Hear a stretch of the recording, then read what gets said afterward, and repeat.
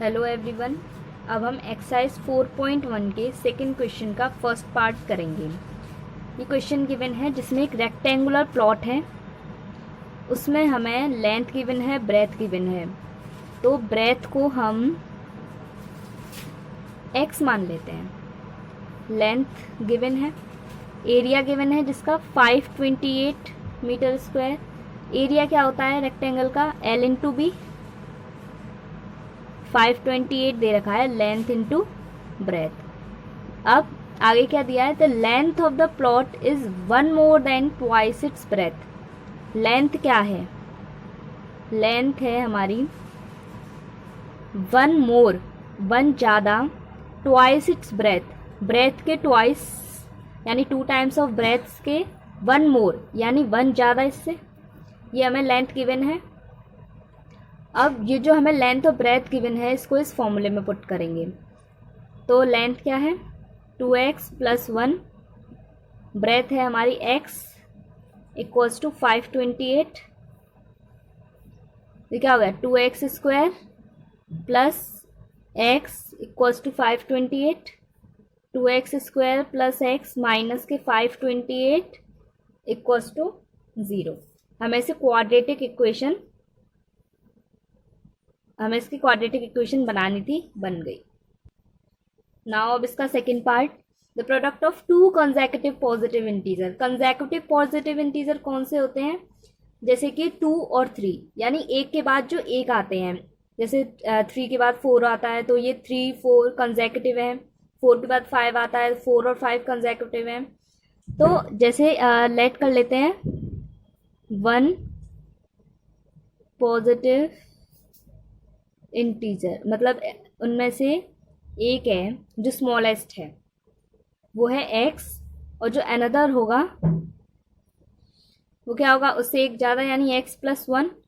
इन दोनों का product given है, प्रोडक्ट यानी x + 1 गिवन है 360। तो x square plus x equals to 360। x square plus x, ये प्लस का इधर आके माइनस का 360। अब इसका थर्ड पार्ट करेंगे। Vinay's mother is 26 older than him. तो लेट कर लेते हैं विनय की जो एज है वो है x। तो विनय की मदर की जो एज है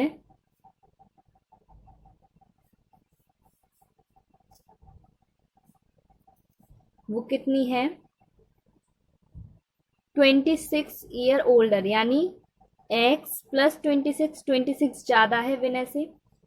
now the product of their is 3 years from now, यानी आज से 3 साल बाद। आफ्टर 3 ईयर, 3 साल बाद कितनी एज होगी? विनय की कितनी होगी? x + 3, और मदर की कितनी एज होगी? x + 26 तो पहली थी, अब 3 ईयर्स और ज़्यादा, तो आज से 3 साल बाद उनकी एज इतनी होगी। तो इनका प्रोडक्ट क्या गिवन है? 360। प्रोडक्ट होगा इनका 360 आज से 3 साल बाद। तो प्रोडक्ट प्लस 26 + 3 29 कितना होगा? 360। तो क्या हो गया? x square plus 29x plus 3x plus 29 3 87 equals to 360। x square plus ये क्या हो गया? 32x plus 87 minus 360 equals to 0। x square plus 32x, ये कितना बचा?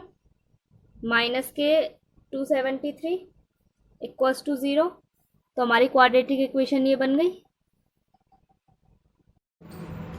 अब fourth, a train travels a distance of 480 kilometre. तो डिस्टेंस क्या गिवन है? डिस्टेंस गिवन है 480 kilometre at a uniform speed. If the speed had been 8 km/h less, then it would have taken 3 hours more to cover the same distance. We need to find the speed of train. Speed बतानी है train की, तो late कर लेंगे speed of train x मान लेंगे कि speed है 20। अब हमें क्वेश्चन में गिवन है कि अगर स्पीड कम हो जाए, 8 किलोमीटर पर आवर की स्पीड कम हो जाए तो वो 3 घंटे ज़्यादा लेगी उस डिस्टेंस को कवर करने के लिए। तो आपको एक फॉर्मूला पता होगा कि speed is equals to distance upon time, ये होती है। तो टाइम क्या होता है, डिस्टेंस अपॉन स्पीड। हमें गिवन है कि स्पीड अगर 8 किलोमीटर पर आवर कम हो जाए तो टाइम निकालेंगे। डिस्टेंस गिवन है 480, स्पीड हमने लेट की है x, और अगर 8 किलोमीटर कम हो गई स्पीड तो क्या हो गई, x minus 8 minus 480 x is equals to 3।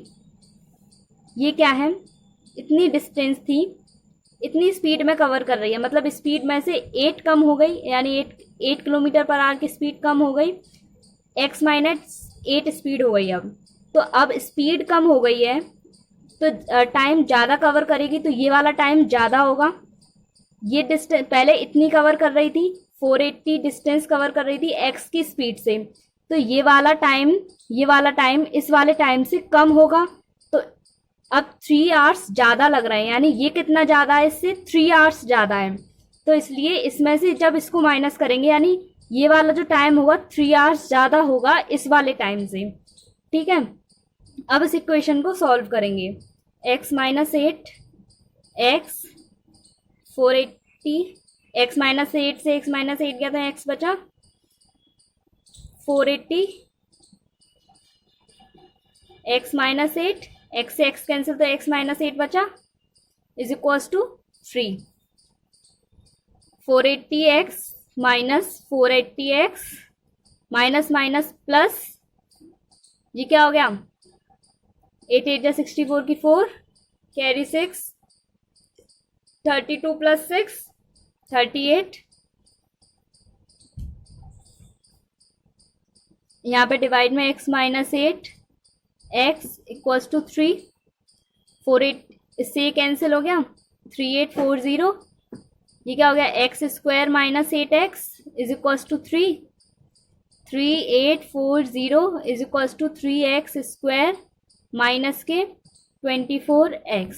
तो हमारी इक्वेशन क्या बन गई, 3x square minus 24x minus 3840 equals to 0। ये बन गई हमारी इक्वेशन।